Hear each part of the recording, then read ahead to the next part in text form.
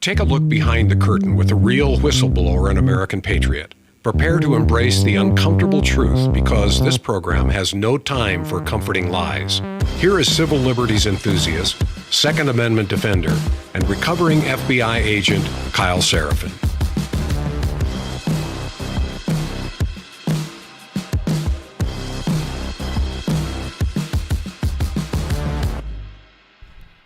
Well, hello, my friends. Welcome to the Kyle Seraphin Show. Today is Tuesday. It is August the 5th. I've got things all over my screens here. I got to get set up. You know what? I tried to go live really fast.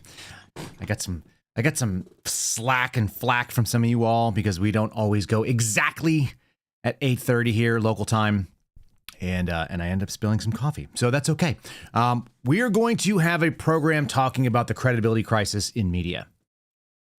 And it is, I guess, kind of everyday show that we talk about this, but it's come into glaring relief to me with a few different topics that are currently in the news. One of them is the redistricting situation that's going on in Texas. I want to give you both sides of the aisle talking about it. And then strangely enough, Chuck Todd is the voice of sanity in this discussion. I've got some sort of like dueling clips of news networks.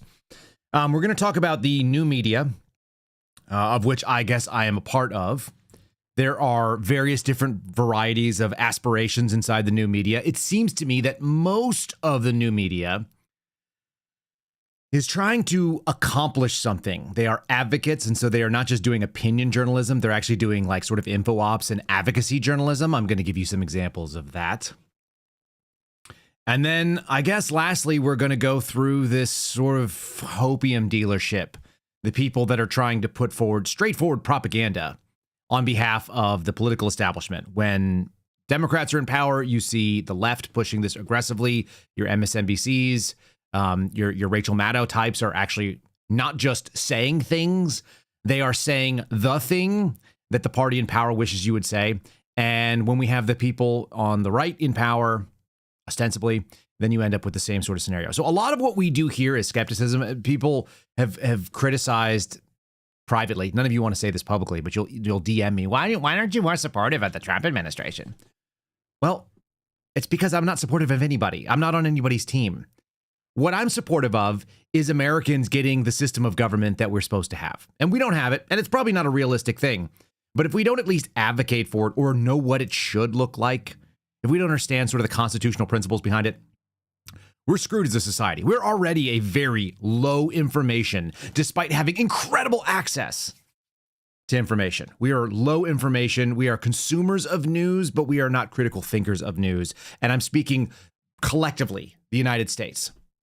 I found this out also when I traveled abroad, and this is going back 20 years now, but I found that Americans have a very low understanding of geography, world history, the way that the rest of the universe kind of plays together. Americans just don't get it. So it's interesting. And I guess that is the task. And I've taken it on a little bit in this program in the small way that we're able to communicate. And I do think that we punch above our weight for that particular goal. All right.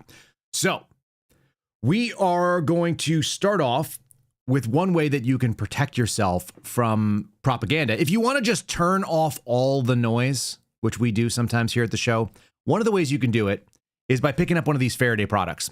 These are from a company called Silent. You have heard me advertise on behalf of Silent. It's slnt.com/KYLE. It doesn't just stop the phone calls from coming in. It stops your phone from transmission and reception. So from here on out, when you put your phone in that little sleeve and you're seeing the everyday Faraday backpack on the screen right now, when you put it in, it just cuts you off the grid. And there's some peace in that. I had an experience last night. I was sitting at the dinner table. And yes, it protects you from criminals and scammers, and it can protect you from government, from keeping, tabs on you and all the social media companies and all the big tech stuff, all that. But the real peace that I have is if I have my phone on me, I know that there's information on that phone that I could go to.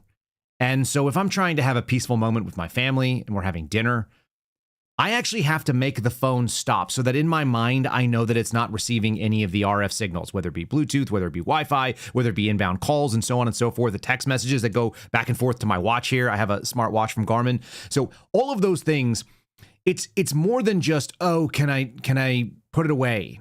it's like, can I know that it's not actually functioning anymore? And there's nothing there for me at this exact moment until I remove it. It's a cone of silence. And one of the pillars that Silent actually puts out is the idea of mental health. You can keep your phone with you for connectivity on your terms, but it doesn't need to be connected on everybody else's terms. You can walk in the woods. You can take a hike in a field. You can go for a bike ride with your kids, knowing that if you had to call 911, you can. But at the same time, it's not going to interrupt you on its terms. I really like the way that works out. It functions with the way that my brain works.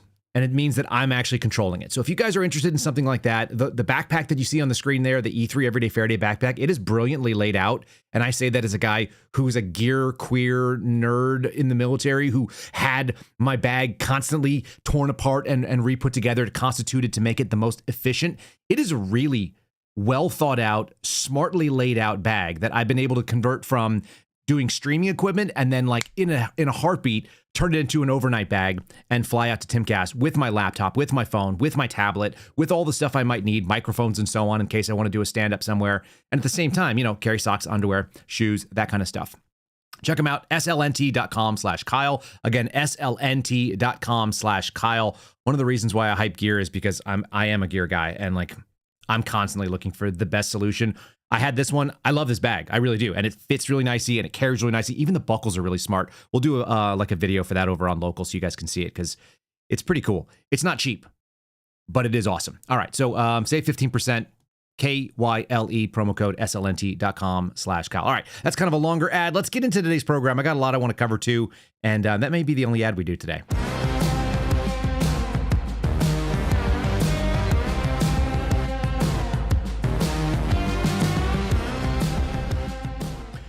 All right, so we're going to lead off with a story coming from the New York Times. I want to cover this crisis of credibility, the loss of PBS, and this childhood thing, this sort of story that the Corporation for Public Broadcast will shut down. Yesterday, we talked about some of the libs that are crying about it. We've lost this really beautiful thing, this very important deal. The question is are you willing to come out of your pocket for it?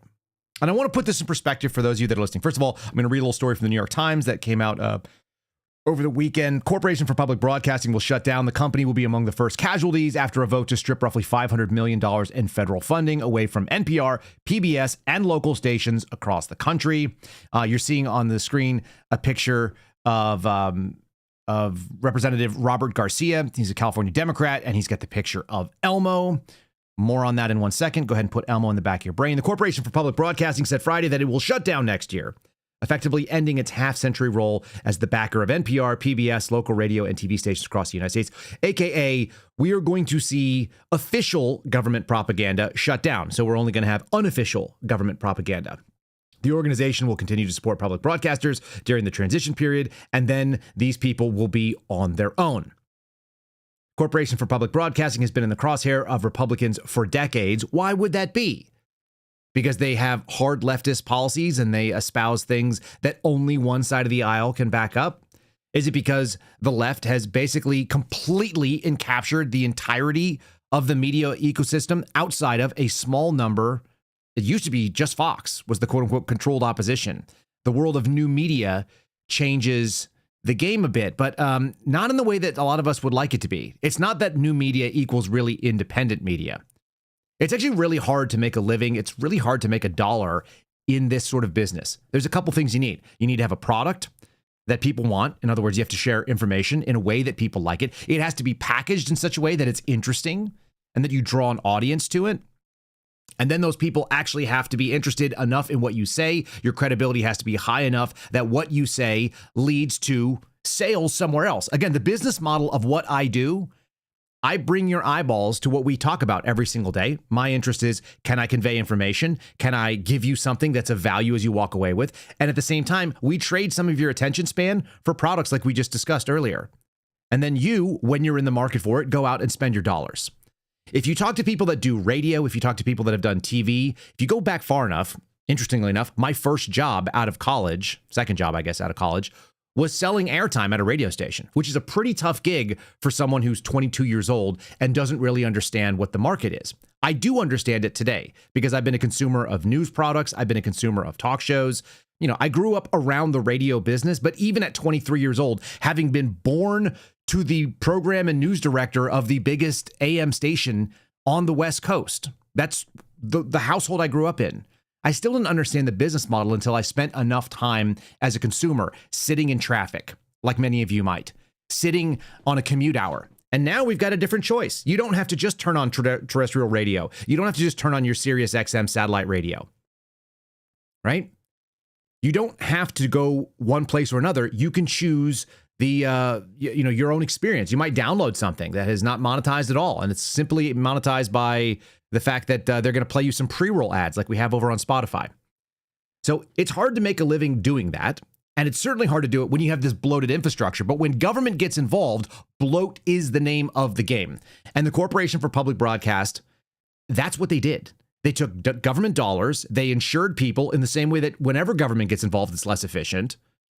And now they're going to have to shut down because they're not funded by the U.S. government. A lot of crying about that. Let me give you one little sort of like tangible reason why we might be just fine with this. You guys are in the chat are already talking about how there was funny comments about Elmo saying things like, oh, yeah, do we want to keep funding it? Helmo, right? Here's a little clip from a childhood staple of mine. This is Sesame Street. This is Elmo. This is some gal who's sitting there. And she's talking to Elmo about the thing that all children must learn about, I guess, Pride Month. Hi. Elmo and I wanted to share that everyone is always welcome on Sesame Street.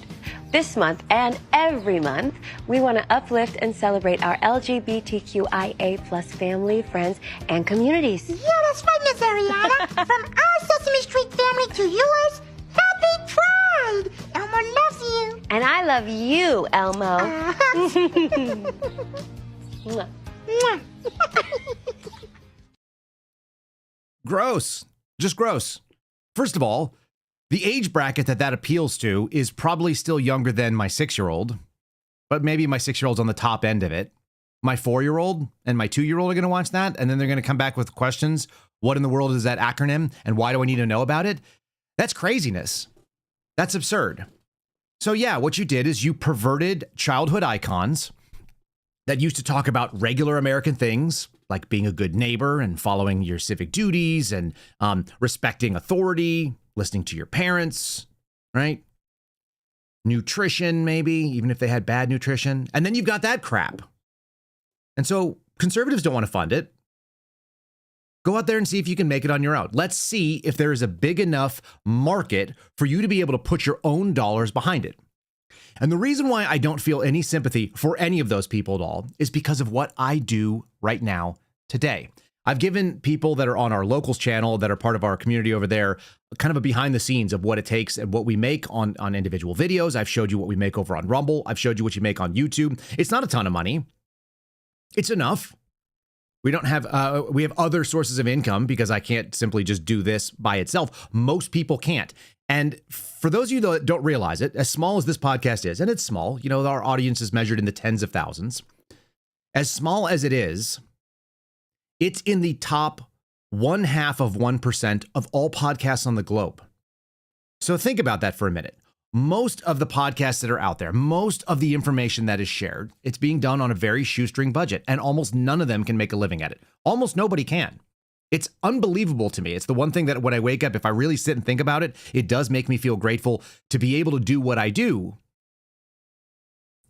And then you've got people like PBS and NPR, and they're doing this at a really high level. And they're bringing in tons of money from the federal government and then also from the Corporation for Public Broadcasting independently. There's multiple sources of funding. Then they're bringing in donor money, right? They have their sort of donor-thon. So you're out there looking at this, and I'm sitting here in a house that has a pretty modest rent. It's reasonable for the area, and it's not crazy for a family of 6 people.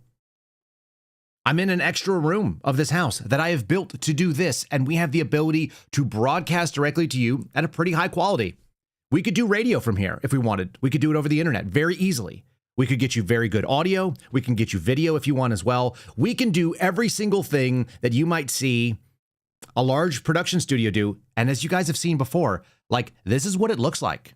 For those of you that are just listening, I'm showing the back shot of the studio. I've got monitors on a desk. I've got a desk that I built for this purpose. I've got a couple of monitors up in front of me. Monitors can be also the audio monitors. We got a couple of microphones in here. We got a shotgun hanging out in the corner for no reason. Some chairs if people were going to come in either and listen in or going to be part of an interview that was in the studio, the same way that you might in a radio studio.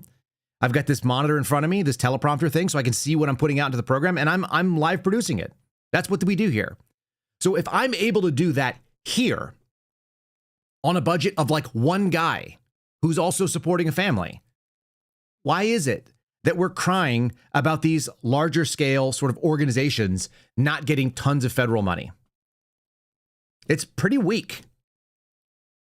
And what it comes down to is it means that your product doesn't actually compete in the market. And that's exactly the problem with government getting involved in anything. When your product cannot compete in the market and it must be mandated or it must be subsidized, that says more about your product than it does about anything else.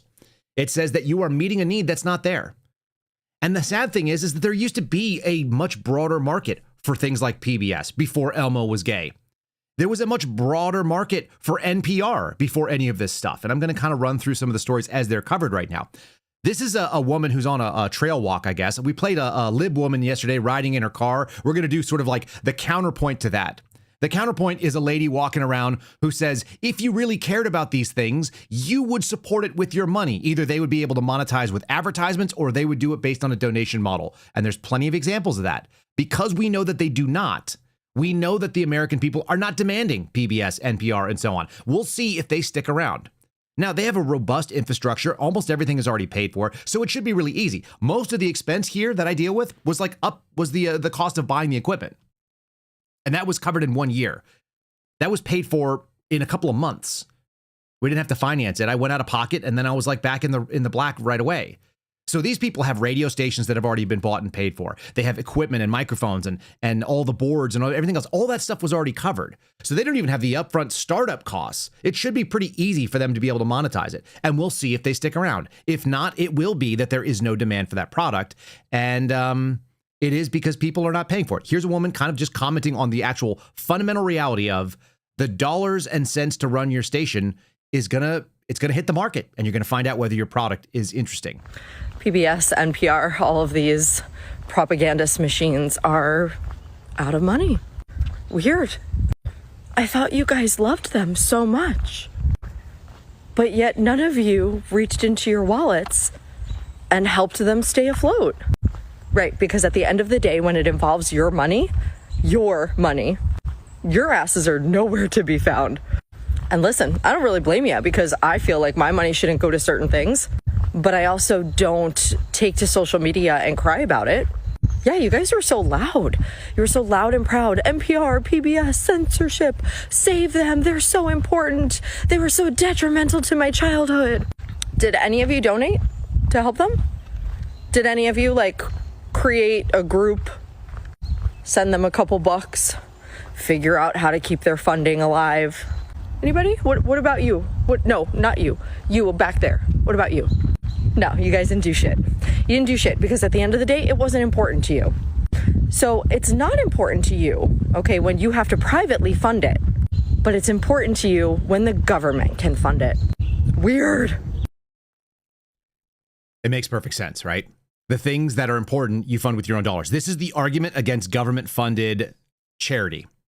You know, that thing where you have to write a check and then someone takes your money and then they fund things that they think are important. We actually had a caller on our call-in show on Thursday that was talking about this. How come you don't support funding LGBTQIA gender-affirming care, Kyle Seraphin? Why don't you support that? And the answer is because I don't believe in it. I don't think it's a value, so I don't put my money there. I do put my money in other places. I put my money into individuals that I know are in need of a hand up. I'm willing to spend my money or give my goods or put my time involved to people that I can see that it'll actually make a difference, because those are my values. I back my values with my money, my time, my capabilities to be able to give charity. When you make the government do it, then you're able to vote on it. You're able to take my dollars at the point of a gun, and then you're going to go redistribute them the way that you like. Right? And it doesn't fly. It doesn't work. It's compelled charity. And what it does is it shuts down my ability to give the charity that I would give otherwise. Now I'm like, well, I'm writing freaking checks to the government for taxes. So I have less ability to give because you've already taken money from me. And the worst part of it is that when you've taken my money, now I have this expectation. It's like, well, the government's compelling me to give quote unquote charity because we have all these different aid programs. I don't really need to give it privately, do I? Because I've already had to give it once. You actually shut down generosity. I don't know if it's a chicken or an egg situation. Somebody and I were having a discussion the other day, and the question was, is it the church failing to support people or the government, coming in and shutting down people's willingness to give to a church to be able to provide people in their own community? And I don't know the answer, and neither do you. But the only way that we can stop it is with that nonsense, is making it go away and finding out whether things compete in the marketplace of ideas, in the marketplace for our attention span. Do we actually resonate with something and care enough to support it with our own dollars and time and so on? That lady brought it right up. And what's crazy is, again, there used to be a time when there was value, whether you were on the left or the right, in a PBS or an NPR, when you could watch it and you could walk away and be like, oh, these people don't just hate me and take my government dollars. And some of us remember that. I grew up driving in a car with my father listening to NPR, and he always liked the purity of it, that it was people who wanted to do news in a different way and tell quirky stories that might not have commercial appeal, but really were like the art form of communicating in radio, National Public Radio. They would have a little news a bit. There would be a story that nobody else would cover in a way that might not be like obviously monetizable, but it appealed to the human curiosity, and it was in a longer format. Then they'd play like a little musical interlude from some small artist, and you'd go, oh, that's interesting. There's people that are still making, new experimental jazz. Not for me, but I'm glad I know about it, whatever it is. Or here's a beautiful version of sacred music being performed in a cathedral somewhere. And then they do another weird story.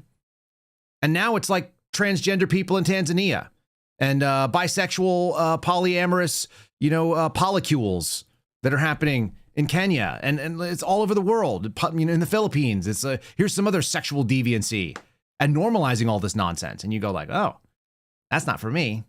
I don't want to put my dollars behind it. And finally, they've decided to defund it. Here's Bill Maher kind of lamenting that it used to be something of value and now it can't compete. He's a guy that knows because he competes for attention in the same way that anyone else does. He has to go out there and get an audience, and the government doesn't pay him, as far as I can tell. The heads of NPR and PBS testified before Congress this week amid accusations of liberal bias. Should the government continue to send taxpayer dollars to public broadcasters? Well, a little background here. I mean, they've been after them the Republicans have wanted to get rid of PBS for as long as I can remember. This crowd will probably do it. I mean, I also read my namesake, Catherine Maher, was head of NPR, and, she said, we're completely unbiased. Give me a break, lady. I mean, they're crazy far left. So, I mean, I think we're past the age, really, where the government, first of all, why do we need to subsidize? Why can't we have outlets like this? And we're so polarized. These outlets became popular at a time when Republicans and Democrats didn't hate each other and weren't at each other's throats and didn't think each other was an existential threat. In that world, you can't have places like this, I think, anymore. They certainly can't be funded by the government. And again, so put them out there, let them stand on their own two legs and find out what happens. And part of this credibility crisis is propping stuff up like that. So what was the answer? The answer was new media. That's what people say, so-called independent media. But what you're finding out is that a lot of the independent media is not independent at all. And they do completely illogical, weird shit. There's no other way to say it. It's just weird. Like this story being run in NBC. And I'm fascinated by the idea that travel influencers are going to a place to let Americans know what it's like. And that place is the Taliban-run Afghanistan. I kid you not. Travel influencers are boosting tourism to Taliban-run Afghanistan. I feel like there should just be a moment of silence for that. Influencers are gaining attention by gushing over visits to the Central Asian nation, although one critic notes that their trips are legitimizing gender apartheid. You can imagine what side of the political aisle somebody who uses the term gendered apartheid might look like. And so what do we have? We have Margarita, a pretty blonde lady who looks of like, I don't know, Irish and maybe English descent, standing in a Taliban-run Afghanistan marketplace with crappy goods that are brought in from some other garbage country. She's standing there in full, like, Muslim garb with her hair covered, and she's smiling with her little handbag. And there's other, like, old ladies, some squaw-looking women that are walking through there. They look like they're about 85 years old, but they're probably in their 30s because they're living under the gender apartheid. Margarita, sorry, she's German. I misspoke. Margarita, a 33-year-old travel influencer. The fact that that's a thing... What amazing world we live in that you can be a travel influencer. She's 33, she's from Germany, and she embarked on a 3-month solo trip to Afghanistan in May of 2024. Miraculously, she came home. That's also propaganda, because in a fair world, do any of you think that a single 33-year-old pretty European descent woman is going to go walk around in Taliban-controlled Afghanistan if it's not a propaganda tour? She said it felt fantastic. And despite the media echo that Afghanistan was not safe, I was not scared. That's because you're dumb. You're a dumb person when you go to war-torn countries. It's amazing. She asked to be identified by her first name only for security reasons, although her job is to influence people in the new media with her face and her name and her voice and her video footage of travel. Don't ask me how any of this stuff works. It's one of the reasons why I don't take these people seriously. I don't. I can't. If you're a MAGA influencer or a travel influencer from Germany, I don't think you're a real person. That's not a real job in my life. I was asked under oath in front of James O'Keefe's little deposition last week, is what you do a real job? And I said, no. This is not a real job. It is a lot of work, but it's not what I would consider a real job. And if you're being honest, none of you would think that either. And being a travel influencer and rolling around Afghanistan, taking pictures of yourself and not using your last name is also not a real job. Kyle, why is it not a real job? Because I don't generate calluses on my hands from what I do here. The thing that we're creating is content. It's video footage. It's informing people. We're selling advertisement. But it's not like any real job that I've ever had. It's a completely bizarre business model. I don't consider it a real job. I can't, because I've dug ditches with my bare hands and I've built things with wood and nails and construction equipment. I've repaired vehicles. Those are all like real jobs. People out there doing real things in the world, creating or destroying. I guess we're creating video that goes off into the ether somewhere. But it's very strange to consider this to be a real job. And when I said that to the attorney, he looked at me like I was crazy. And I'm like, it's kind of an ongoing joke. I feel like with my audience, you guys know that this doesn't feel like a real job. It doesn't. It's just, I get out of my bed every morning, I look at what's going on in the world, and then I present it to you. What an amazing time to be alive. Maybe I have a real special talent at it, but at the end of the day, it doesn't feel like a real job. And it's certainly not a real job to go walk around through an Afghan marketplace and acting like Afghanistan is a great place to visit. What a crazy idea. They're exploring this country. It's a landlocked and mountainous terrain. Yeah, you know what? A lot of Americans have also explored that country. They did so with weapon systems, plate carriers on. They did so in armored convoys, and they got blown the F up. Internationally renowned Afghan activist and scholar, if it's an Afghan activist and scholar, Orzlala Nemat is currently the visiting fellow at the London-based think tank, the Royal United Services Institute, said that the surge in foreign influence in Afghanistan is deeply concerning. There we go. What we're seeing instead is a curated, sanitized version of a country that conveniently erases the brutal reality faced by women under Taliban rule. Like as my buddy George calls them, 7th century savages that are now living in a modern era with modern weaponry. That's what Afghanistan looks like. Or you have this lady. So the new media is just trading one propaganda for another propaganda. Luckily, some of it is quite comedy or comedical. Comedical? Yeah. It's funny.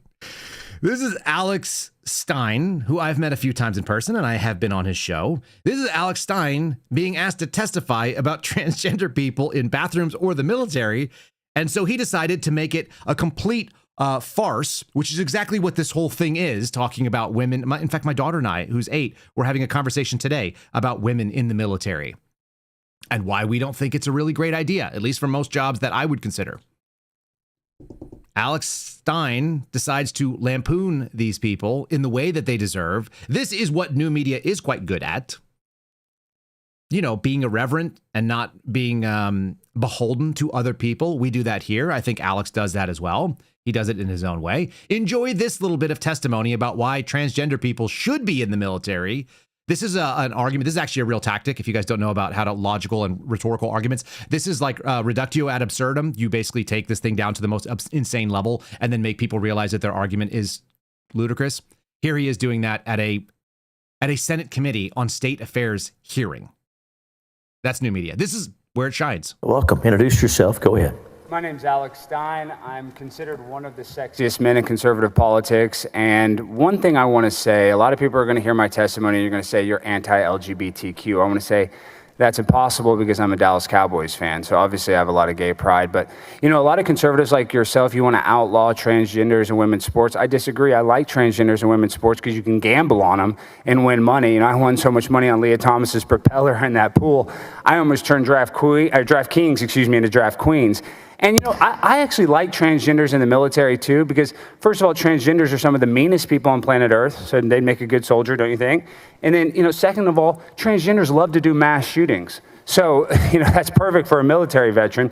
And then on top of that, the suicide rate is incredibly high among transgender people. So we could just use them like the Taliban has suicide bombers. Maybe you guys can actually, you know, if you commit suicide, actually help us in the battlefield. So that would be good. So I think we need transgenders in the military and women's sports. Now, when we come to the bathroom bill, though, this is an asymmetrical problem. Because, first of all, no dude cares if, like, a bisexual woman comes in there and tries to use, like, a pee funnel. You know, if some ladyboy comes in there, some, you know, stud comes in there and wants to pee in the urinal. No guy's going to be threatened by, you know, a trans woman. But we don't want these gargoyles in a dress, you know, some chick with a dick coming in there and trying to pee or poop next to my girlfriend, because that's disgusting. And, well, I was just going to say something. Listen. It got worse from there, by the way. So what he did is he set up kind of a funny little moment, and then he went out there and offended everybody, and then they went, because that's what they do. That's what they have to do. Notice he brought up Afghanistan. This little theme running through this whole thing right now. All of this stuff it's performative. It's theatrical. At least Alex Stein knows that he's doing something theatrical.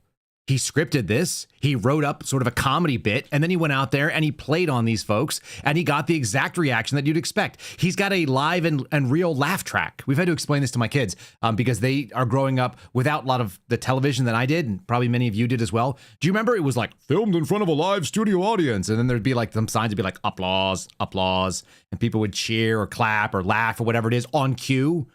So there was a laugh, and then they stopped doing the live audience and they just started playing a laugh track along with it. I remember listening to somebody, and I can't remember if it was on Seinfeld or something else, but it was something similar where they just said, listening to the laugh track is like listening to ghosts because it's the laughter of dead people. Because most likely the people who are on the laugh track are not with us anymore because it was recorded a long time ago. He's doing a live laugh track bit, and he knows where the breaks are, and so he hit it right where it needed to be. This is not funny, but it's equally theatrical. This is the same type of story. He went out there and just talked about doing suicide bombings in Afghanistan. Yikes. And then you've got the real life sort of drama and tragedy that's going on here. This is a CBS story. The CBS story on their world news section is the story of a Palestinian American. I've been watching this pop up for about 4 or 5 days now. Maybe a little bit longer than that. He was apparently sick, and then he died on Friday. A Palestinian American who died of smoke inhalation in the West Bank after settlers set fire to cars and homes. That is the headline.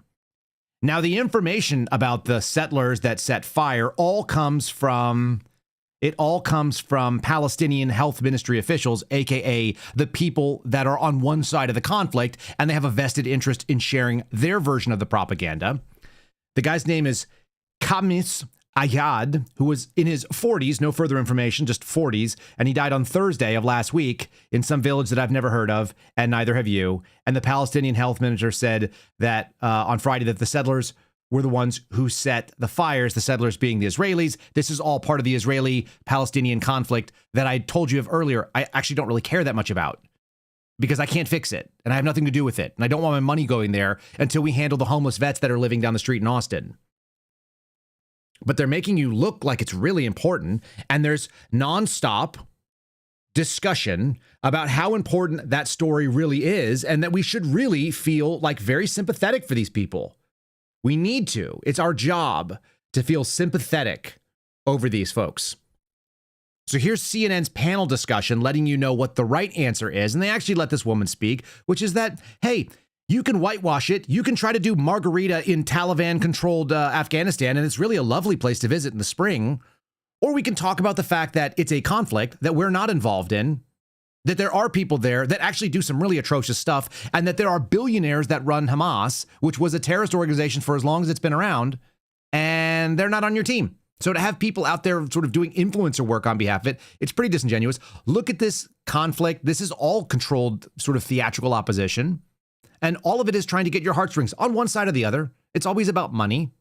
Same as the debate about PBS. We're legitimately losing our humanity in all this argument. The images that you see of one person that looks exactly like the other person. Hamas has been in power for so long. If we want it's too long peace, to have a conversation the irony is I'm about the Hamas. only person at this table who's actually risked my life to advocate for Palestinian children. I spent 2 years in and out of Jenin, Ramallah, Tulkarm, and Nablus. I'm the one who interviewed Hamas firsthand. I interviewed Islamic Jihad firsthand. I sat with the Al-Aqsa Martyr Brigades, and they told me to my face that they want war. This is not about Hamas. This is about an ideology, and the ideology is don't wipe an ideology out by bombing an ideology. Children in their schools, in their textbooks, to revere death, to love death, and not to love life. And they use those populations as human shields. This is what you get: a terrorist state and a democracy fighting on an asymmetric battlefield and a completely impossible place. Because how are they supposed to defeat Hamas when there's no food shortages?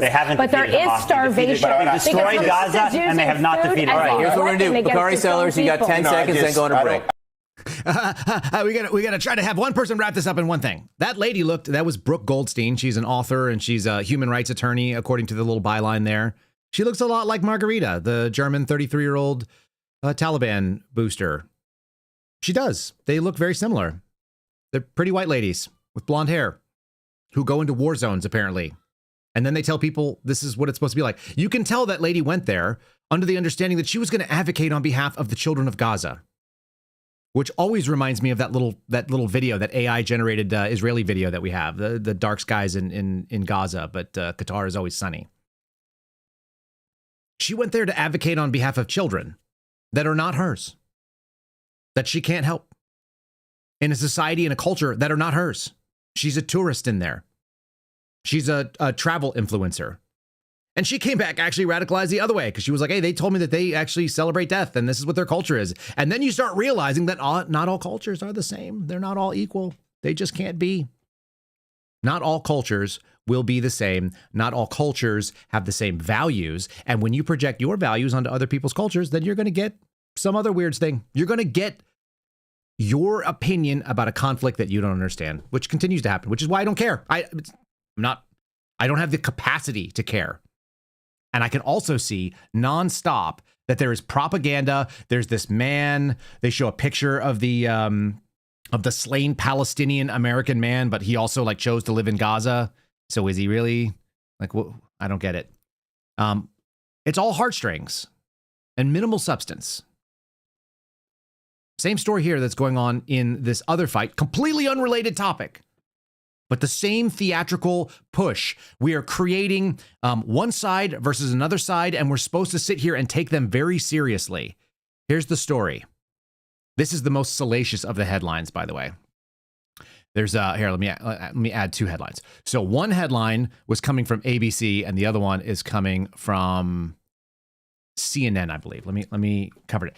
The CNN one was the most salacious of them, and the headline is, "How much does it cost for fascism?" Tensions erupted in Nebraska at a GOP congressman's town hall. This is a guy named Mike Flood. He's a representative from Nebraska, congressman there. And he went and held a town hall in Lincoln, Nebraska. More on Lincoln, Nebraska in a second. Vote him out. The town hall erupted in anger as Nebraska GOP congressman was discussing the Trump mega bill and Trump policies. Okay. This is also theatrical. This is the push that we've seen for a couple of days where you've actually seen the mainstream media sort of predict this problem. There are going to be Republicans. They're going to shame them into doing town halls. Like they don't even want to go back and do town halls in their own areas for their own constituents. So then they do the town halls and then they get the gotcha moment. How much does it cost for fascism? Vote him out. Blah, blah, blah, blah, blah. Let's read the article from CNN first.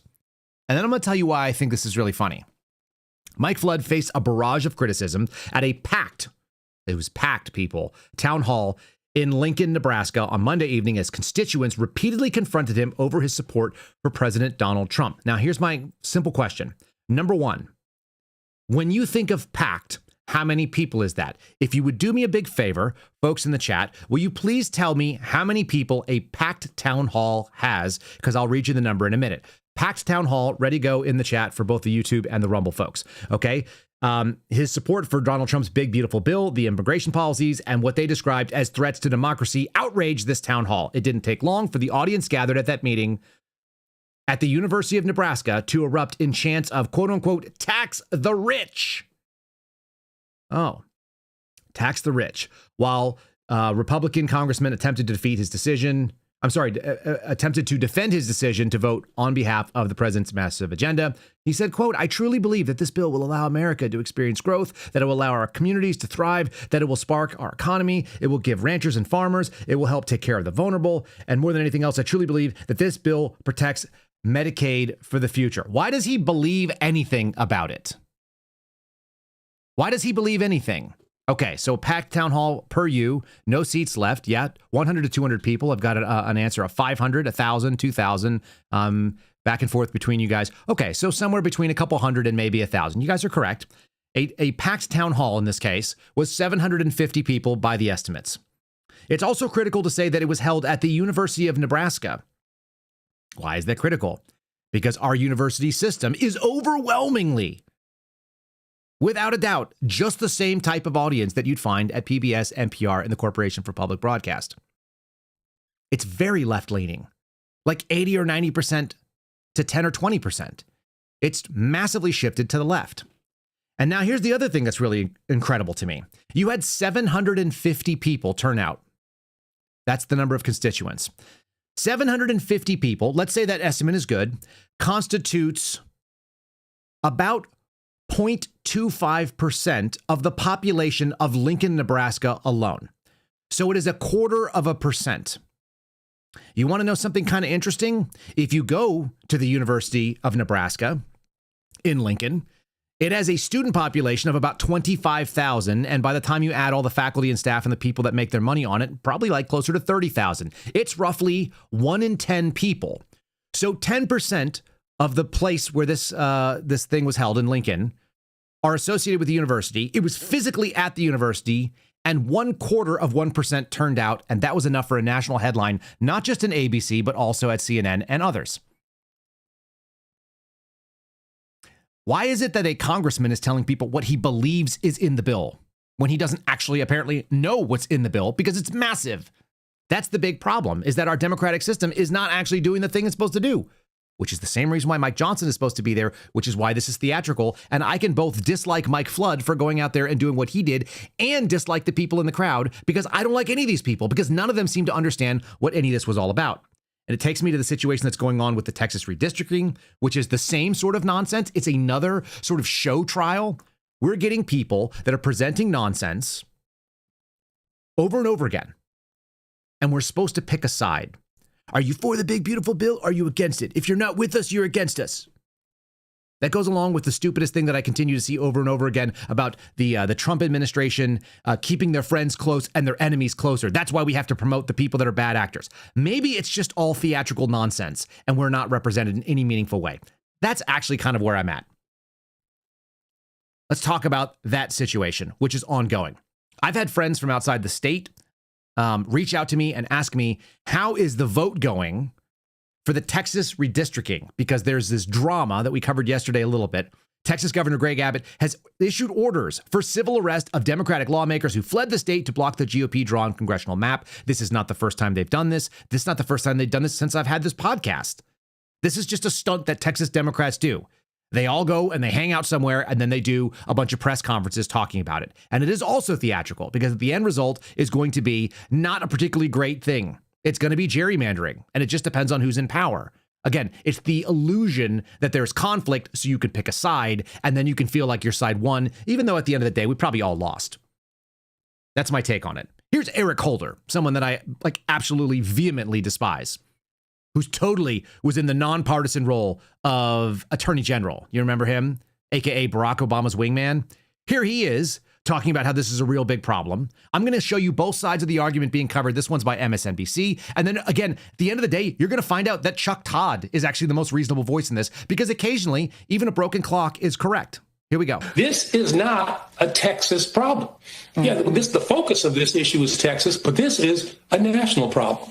And you got to understand, if somehow, some way, Republicans are able to hold on to the House in next year, and in spite of the fact that I think they should lose because of the big budget bill that took health care away from millions of people, that gave tax breaks to billionaires who didn't need it.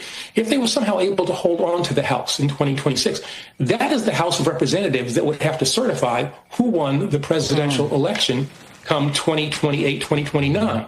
Now, if you want to play with fire, and that's what we're doing here, you put in a bunch of partisan hacks who are not supposed to be in the House, who are there because of gerrymandering and a whole range of other things that Republicans are doing, and then put at risk the possibility that that body would not certify who the next president was. That's why this is a national problem. This is. I thought that if you question the election, that you are against the democratic process. It just sounded like Eric Holder claimed that if they created a congressional map that he didn't agree with, and then those Congress people were elected and went to go certify that whatever they did was going to be illegitimate. That's kind of what it sounded like. Like he almost doesn't believe in the American system. Like they should be able to just sort of rule by fiat and tell you what is correct and righteous, and then you should just listen to it because that's your job. That's kind of amazing. That's kind of an amazing take from a former attorney general. He also said something about tax cuts for millionaires who don't need it. Based on what? Why don't they need it?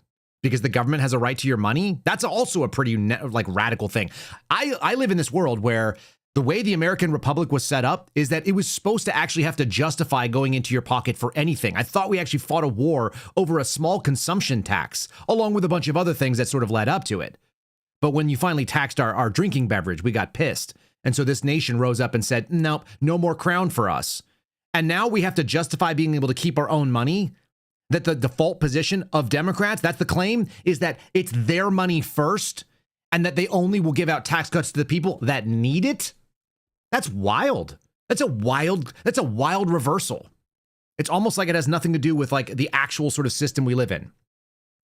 Here's another voice coming out. This guy seems to be the most rational to me. I've been following him for a little bit.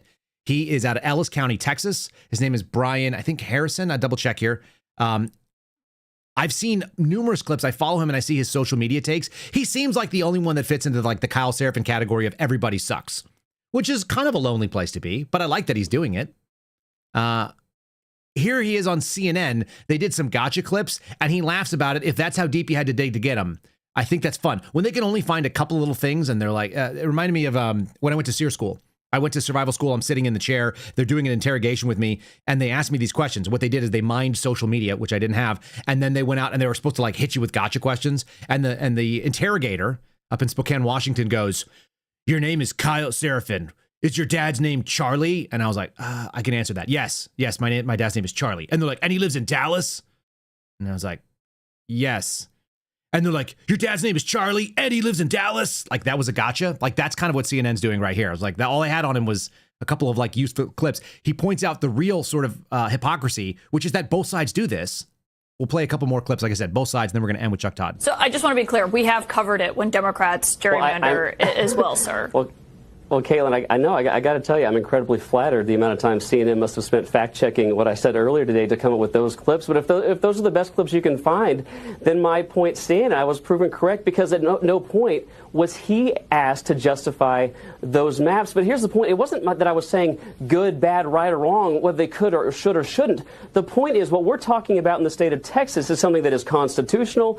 It's legal. The Supreme Court has said we can do things like this. And my main criticism of the liberal Democrat governors in California, New York, Illinois, and other places isn't so much the weighing in on the merits of their maps. It's the rank hypocrisy and the fake outrage. These Democrats, my Democrat colleagues that fled the state to go hide behind Governor Pritzker, they're not mad that states are engaging in redistricting to maximize partisan political advantage. What they're mad about, but they won't say it, they're mad that a Republican state is stepping up and doing it. That's the real problem, and that's the hypocrisy that I'm trying to point out here. But to the point, I mean, Governor Abbott's not here right now. I'm not questioning him about it. Obviously, we'd love to have.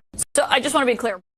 We don't have Governor Abbott here, but that's who we'd like to talk about it. Yeah, again, so civil warrants, because you're not supposed to leave when the House is in quorum. They're doing it for a specific purpose. They've said what that purpose is. Here's Brian Harrison again. I'm going to play another clip of him. This is on another CNN program. He made the rounds. Good for him. He's out there saying his message. Again, I want to double check. He represents Texas House 10. I know he's out of Ellis County. He's an Aggie, which means he went to Texas A&M. He's a father of 4, and he was a small business owner. He was also in the Trump administration 1.0.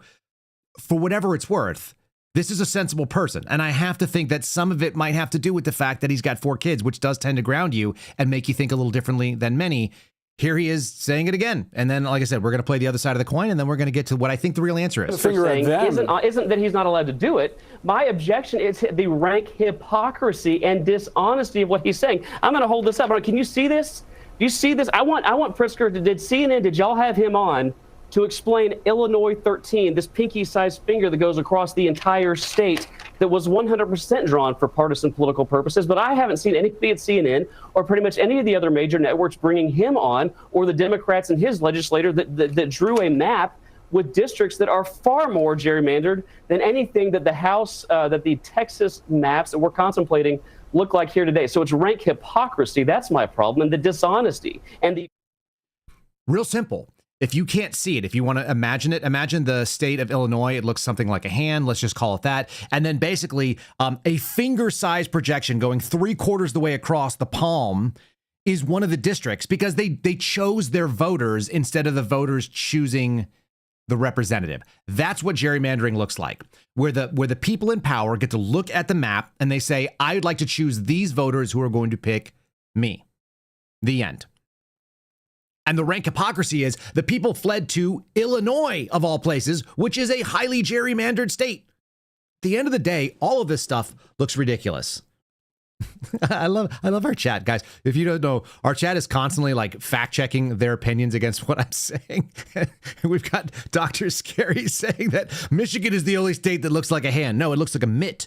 You know better than that. I've heard this before many times. All right, we're going to continue onward with this nonsense because there's a few more little clips on here. I just also want to show you this story because the Republicans are the very, very bad people who are seeking, the arrest warrants for folks who are trying to defend democracy. And so how do they cover it over at ABC? Again, false. It's a false sort of pick your champion here. Rising Democratic star. This is a guy named James Tallarico. Rising Democratic star leads the Texas exodus over the voting maps dispute. Democrats break quorum and risk arrest in fight over mid-decade map changes. Kind of like those brave people did during the civil rights movement, where they risked arrest by standing up for the rights of black people. Except in this case, they jumped on private jets and they flew off to hang out either in Washington, D.C. or in corrupt Illinois with very, very wealthy Democrats.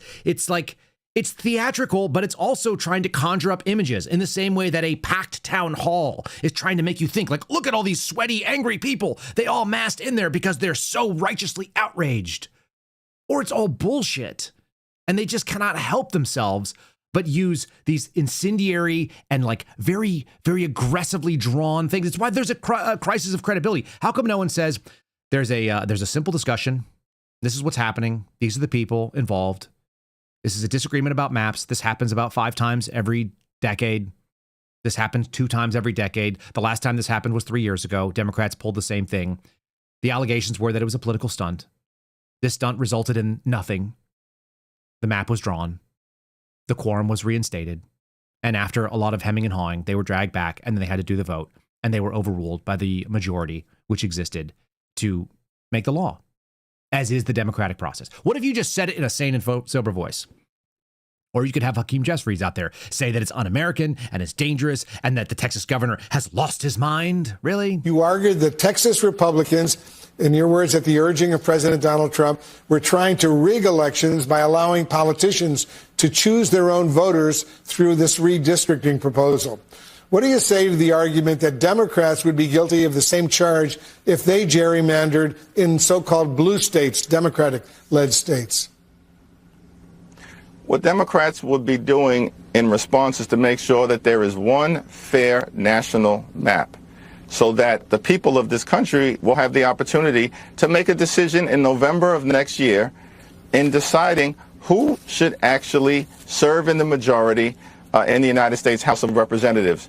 We think that Republicans are scared to death that they are on the brink of losing the House of Representatives. Republicans are trying to rig the congressional maps because they don't want to have this fight on the merits. I want you to remember that that was the comment, because it is August 5th of 2025, and Democrats are making the claim that if Texas goes forward and if they don't get a national electorate map defined by them, that the election will be rigged. This is an excuse for any election loss in a national election, either the midterms or, probably more dangerously, when it comes to the presidential election that's going to go forth in 2028. That's what they're doing. They're running their cover game right now, and they're beginning it off. Remember, we told you they're a threat to democracy. They put their people in, and they're going to steal the election with an improper map that's going to vote in one way or another that we don't like. You want to know the real answer to this, Hakeem Jeffries? If you wanted it to represent, how about we go back to the constitutional republic that was founded? How about we go back to the original route and we repeal? Does he want to repeal the 17th Amendment? Because that's what I would like. I would like very much for our U.S. Senate to actually be a U.S. Senate that actually was the upper house, that actually does what the upper house was designed to do. The upper house in the United States system was supposed to not be a representative of the state, but a representative of the state house. Do you guys track that? In 1913, the 17th Amendment changed the game forever, and it subverted the American system in a way that we will not be able to recover from. I think it's one of the fatal blows that happened that undermined the actual structure, the scaffolding that built up the American system. Very simply put, if we had no 17th Amendment, then what you would do is you would vote for your state representatives. Your state house would either be a majority of Republicans or a majority of Democrats at this point, because we have a two-party system. And then that state house would put forward the people that were going to represent them in the upper house. The way our system was designed is that the lower house represented the people, the masses, direct election. You would get to directly elect your congressman. And then you would represent yourself in your little district in your state. Those people would all go to the capital of your state, and then they would choose your senator. And so you would have a super majority of Republicans at this point, and that's not always been the case, but it would be now, because the number of land mass and the number of states that lean red is more than the number of states that lean blue. So we would actually be able to get that 2/3 majority. Instead, what we have are two dysfunctional houses, a split down the middle 50-50 based on population that gives you our House of Representatives, and a split basically 50-50 again in the Senate, because they do the same damn thing. There's no value in them other than one of them takes 6 years between elections and one of them does 2 years. That's the failure. 1913. You can roll back to that and realize in 1913, the federal government was able to get into your pocket and start taxing you directly, where they could say to you that you have to earn a tax cut and justify us not taking your money. 1913. That's how long it's been. 12 years. Same story for this 17th Amendment. That's the 16th and the 17th. None of those things are good. It gave government a change and it made it more, quote unquote, democratic, which means the less republic. Big problem. Significant problem, I think. Again, Democratic star fighting against how much does fascism cost? Town hall eruption. Town hall eruption, rising Democratic star leads exodus. The reason why you got to defund all of these people, the reason why there's a credibility crisis is because both of these sides are ridiculous. They're cheerleading one and not the other. So let's punch a little bit at the right, because I've been pointing out the left has been lying to you and continues to, and that's not surprising here. But I think what you guys continue to see, as we are in a right-wing administration, in theory, we're actually really in sort of like a 90s left-wing administration, but in a slightly more conservative than the alternative. I want to give you guys my take on what I think is reasonable. This is Donald Trump analysis. This is an analysis of what was the option. Did we have any other choice? No, I'm not regretting my vote. So lest anybody say, oh, like you voted for Trump and now you're crying about it. No. What I'm saying is the outcomes are suboptimal and I wish they were better. And I think that Brett Weinstein and this is a Liberty lockdown clip that I think is very worthwhile. Let me play this. Clinton and Brett Weinstein having a discussion about what was at stake. And we still didn't get the best option. We just got the best of the two options. Every conversation about how the Trump administration is doing has to begin with the fact that there was no alternative. I don't know if you voted for him many other times. This was my first time. And I got to say, even though I don't think my expectations were extremely lofty, as of now, I feel relatively disappointed with the outcome.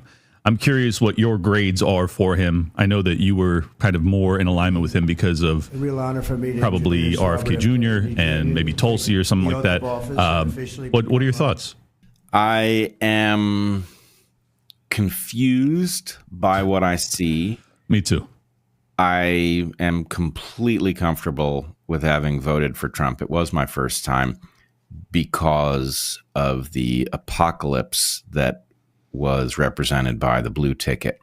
True. And so I just don't think there was any rational choice. We had an absolute emergency on our hands, and this simple ability to vote for something that was in some way authentic made it the only game in town.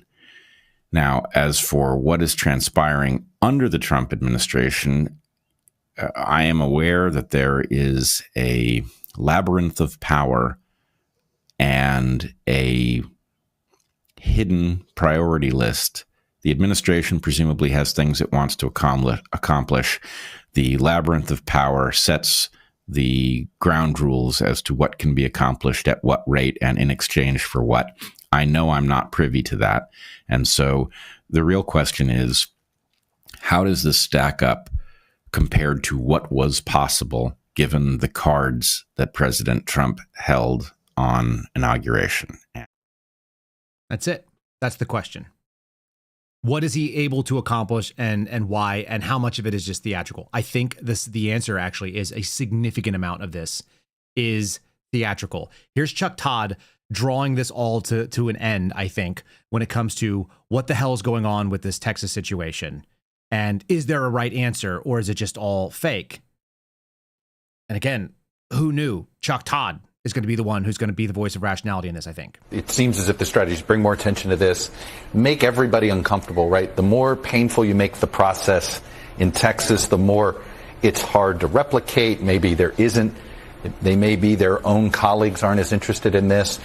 Congressional Republicans that serve in Texas, whose districts are actually going to get impacted negatively, also secretly are kind of hoping this goes away too. And I think they think the more painful they can make this in doing it, maybe there's a way to shut this down. So I understand the strategy, and I think you get this. The part that I think is sort of bad, I think it's a bad look for a party that claims to be always trying to protect the democracy, is to hole up in a state that gerrymanders. The state of Illinois. I mean, one of the worst, look, Texas, Florida, Illinois, and Maryland. Those are your four giant gerrymandered states. And if you're trying to make a point on gerrymandering, I don't think I'd be going to the state of Illinois as a place to hide. That seems really straightforward, doesn't it?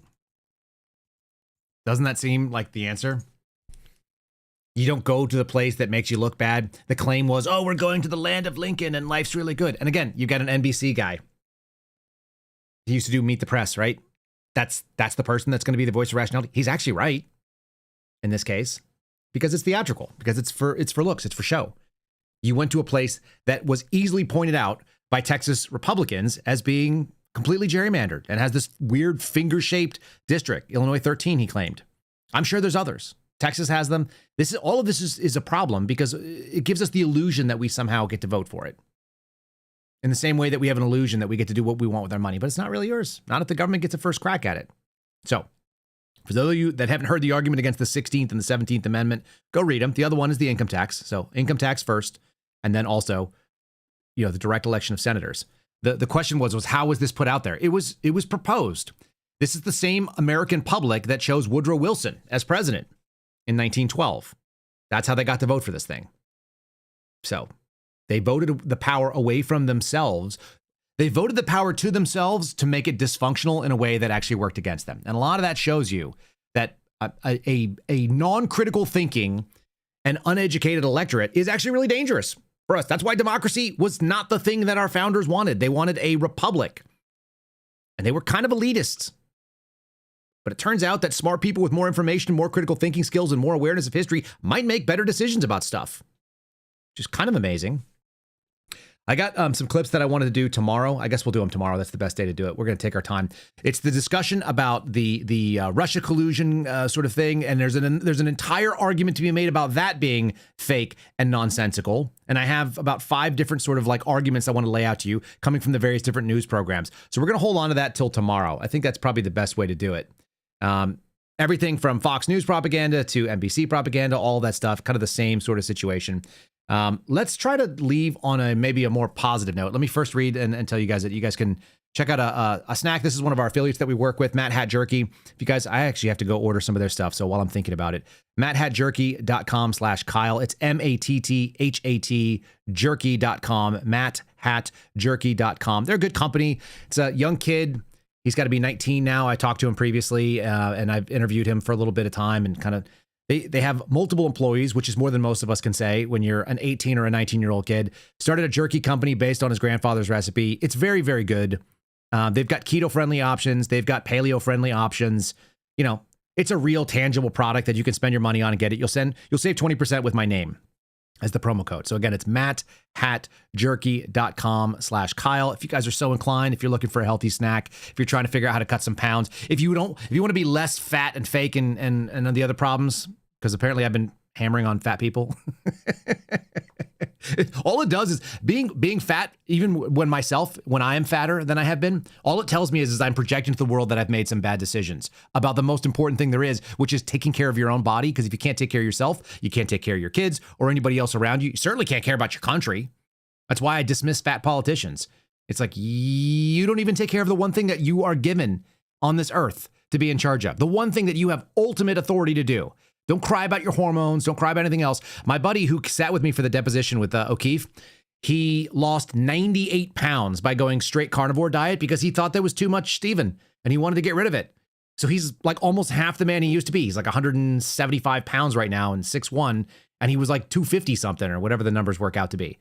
He was heavy and now he's like thin and spry and has energy and stuff like that. One of the ways you do that is by like making good choices. You guys can do that with a good sort of like better snack choices. I'm not perfect either. Don't get me wrong. All right, let's do a palate cleanse of some kind. We need to do something that's going to make us feel good.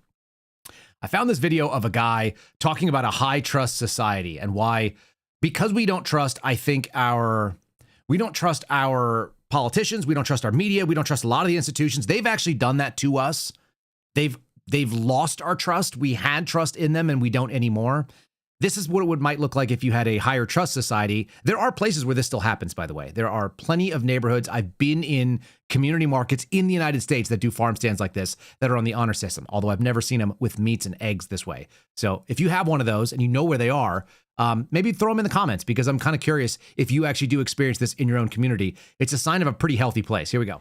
I'm at a farm stand in Norway, and this is something my American mind can't comprehend. Here's the thing, this place is completely unattended, full of fresh eggs and meat, and it runs purely on the trust that people will pay. Listen up, there's no cashier, no cameras, and no security. Just this book where you write down what you took and send the money to the owner later. Look at this, fresh eggs and local meat. And they're trusting 100% of people to just do the right thing. In California, we put toothpaste behind glass cases because people steal it. Meanwhile, Norwegians are out here leaving actual food, full tomahawk steaks, with just a notebook and the honor system. I just keep looking for the hidden cameras. Get this, I asked a local, what stops someone from just going in there, taking things, and never paying? And they just looked at me like I just asked them, why don't people go around and murder each other for fun? The concept of theft apparently just doesn't exist here. I'm realizing how messed up it is that my first instinct was, this place is definitely getting robbed. But what if this is how humans are actually supposed to operate? What if trust is the default and not suspicion? I'm starting to think America has trained me to expect the worst of people. And Norway is showing me what society looks like when you expect the best from people. Would something like this work where you're from? Because honestly, this is kind of blowing my mind. Yep. It probably blows a lot of your mind as well. Folks, follow the Kyle Seraphin Show over on Rumble. You could do so on X. It's at Kyle Seraphin. You could do so on Locals at KyleSeraphin.com. And of course, you can do it on YouTube. It's youtube.com/@KyleSeraphin. Very easy to find. We appreciate it if you subscribe. If you like the videos that you saw, make sure you do. If you want to be notified when we go live, you can do that as well. Big appreciation for all of you that are in our live audience, and of course, those of you that consume it after the fact. I hope you have a fantastic day. I'm going to jump the people that are watching over on Rumble. You're going to get a chance to go over and see my friends on the American Radicals podcast. So that will happen next in what we call The Raid. For those of you that are not on there, I look forward to seeing you again tomorrow. I hope you have a fantastic Tuesday, what is left of it. For some of you, it'll be late in the day when you see this. So look forward to that. God bless you. See you soon. Have a fantastic rest of it. Thanks for listening to The Kyle Seraphin Show, streamed live weekdays on rumble.com/Kyle Seraphin. Follow Kyle on Twitter, Truth Social, and Instagram at Kyle Seraphin.